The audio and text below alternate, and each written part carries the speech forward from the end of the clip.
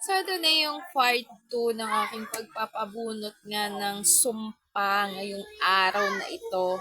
Hindi ko makakalimutan to, March 17, 2026. Alam mo yung nakakapangit pag laging maga yung mukha mo dahil sa ngipin mo?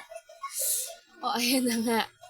So, yung ginawa ko nung namaga yung ngipin ko, minumugan ko lang siya ng maligamgam na tubig na may asin at suka. So, pagka sumasakit siya, mumog-mumog. Tapos, ang iniinom ko lang nun is paracetamol.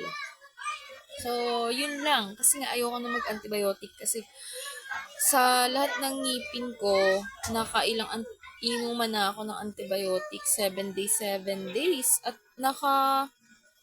if I'm not mistaken, nung eto ang sumakit, siguro ko isang banig yung naubos ko na Mepenamic, nagagalit na si Mother Earth yung nanay ko kasi nga, wag daw inom ng ganun. At nakakarupok nga daw nga ni ng boto. So, ayan na nga. Di, minumugan ko lang siya and then humupa. Humupa siya nung linggo. Tapos, Lunes, kahapon, kasi Martes lang ngayon, diba? O, tama. Lunes, nagpa-schedule na ako kaagad. So, hindi ako nagpabunot. Yung sa dentist na nagbunot dito sa dalawa kong ngipin. Kasi, alam mo yun, yung piling-piling lang ha. Piling ko, mabigat yung kamay. Kasi ang sakit kapag kabubunot. Alam ko kabubunot masakit, pero matagal mawala yung sakit eh. Ilang araw. So, hindi ko alam basta ganun. May ganun lang talagang pakiramdam ko. And then, dun ako sa kay Dr. Relyosa sa may plaza ng Siniluan.